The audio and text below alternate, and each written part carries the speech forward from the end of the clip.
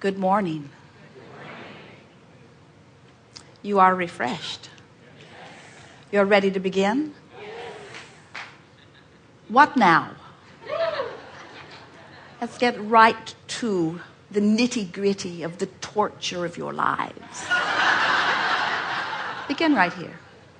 You are the one.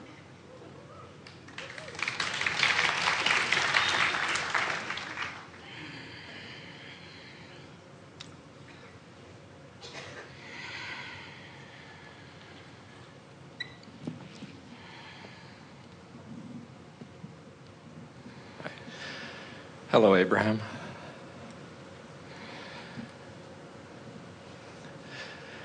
Because I'm a very good team player with my wife, we came up with this question a long time ago.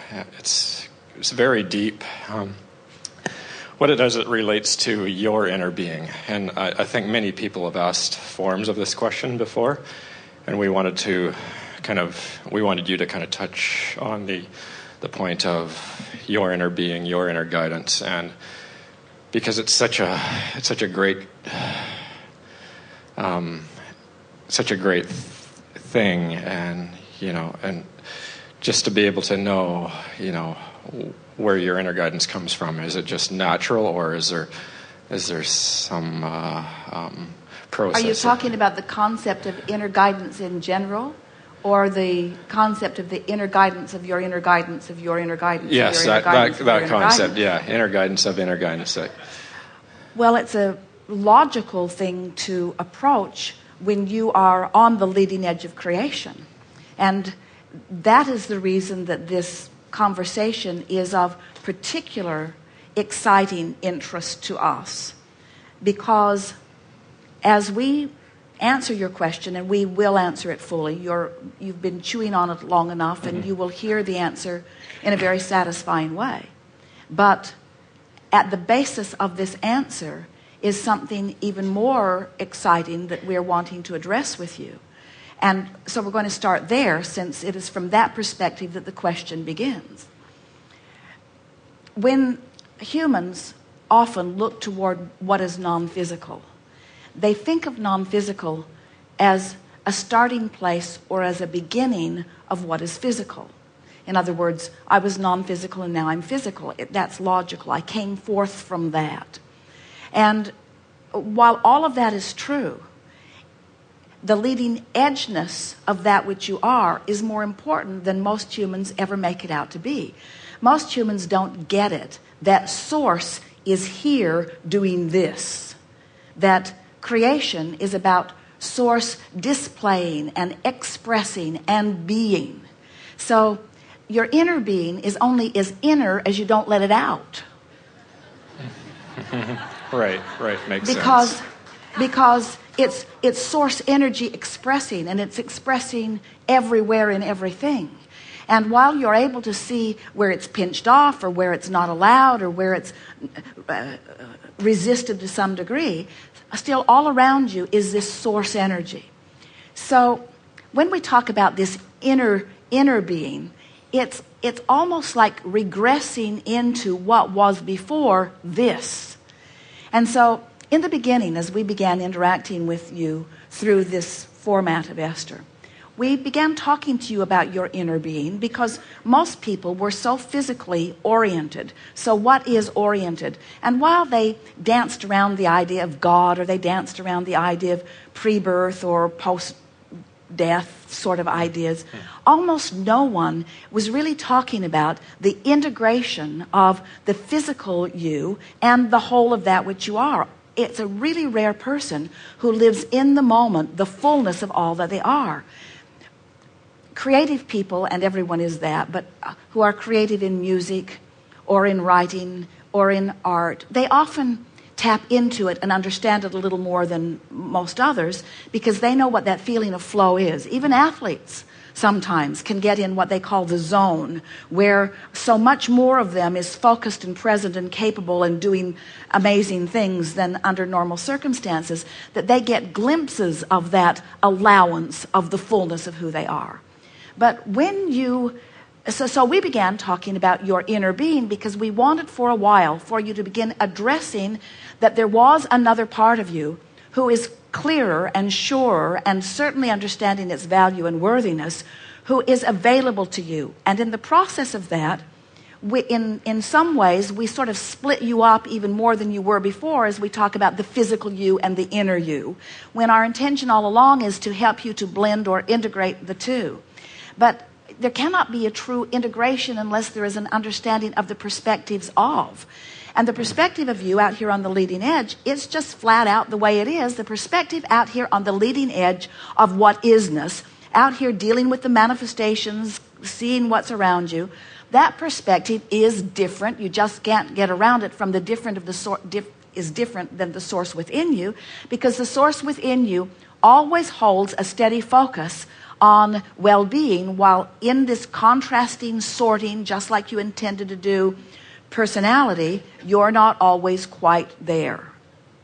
So the idea of the inner being, the idea of approaching this other part of you as an inner being, evolved in order to help you to understand that there is more to you than you know. Right. And that it existed before you came into this personality. And then we began, in order to bridge you into a more clear understanding of how it all fits together, we began talking to you about the contrast causing you to launch the rockets and the source within you to receive that rocket, so that we are helping you to understand your part in the expansion of your inner being. Now, that expansion of your inner being exists for your allowance of its now expansion to reflect into your experience. So now you're helping us to say something. We're taking a big step forward in this, speaking that which has never been before through this powerful question. So there is your inner being, that which you were before. You come forth into this experience, you explore, you know what you don't want, you send off these rockets of desire. Your inner being takes the expansion immediately and becomes it, and then you do the step 3 part of the process where you come into allowance with that which you have become, and then the manifestation is reflected. Now that's where we ended yesterday. And of course, some of you have been listening to us for a while and you get that. So now let's take what you're adding to this with your question further. So now this manifestation comes out. It comes out. In other words, the inner being reflects outwardly into the manifestation. So this process of becoming, you see, everything that you have been before, which is that which we were before you got here, is irrelevant now, because we are so much more now that you've been here.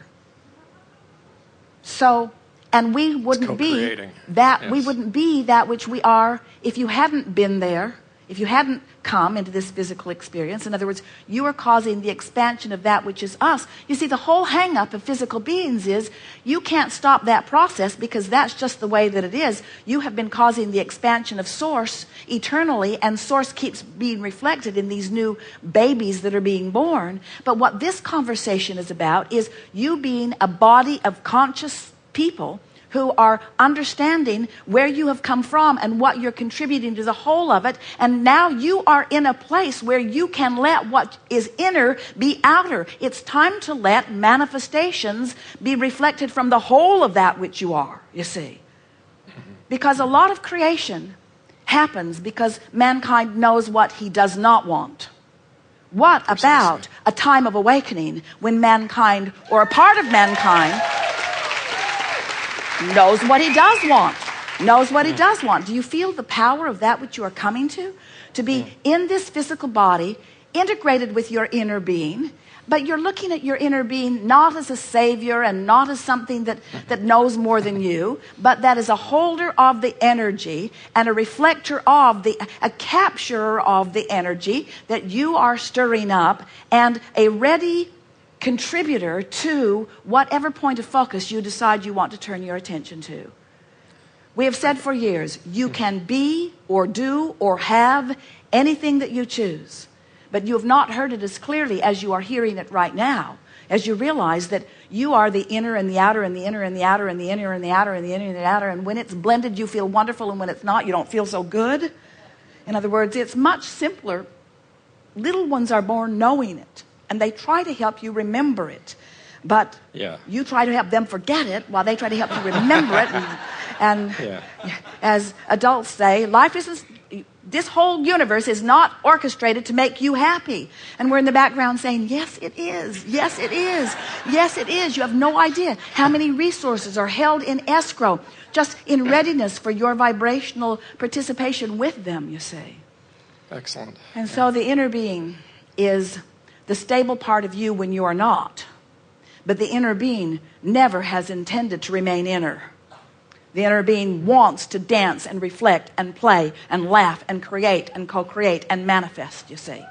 Excellent. Source manifests. That's why you're all here.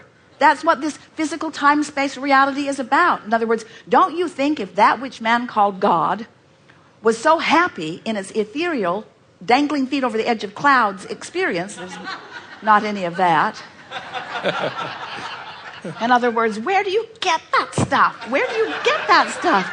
Can't you just feel the fullness of all that you are? Don't you see it reflected everywhere? And don't you just love knowing that you are the main event, that here you are the main event, that you were born, that energy is flowing, that you get to decide, that source is there, and that everything that you have loved and revered about that which is non-physical is right here, present with you, laughing with you, playing with you, thinking with you, creating with you, living with you, expanding with you.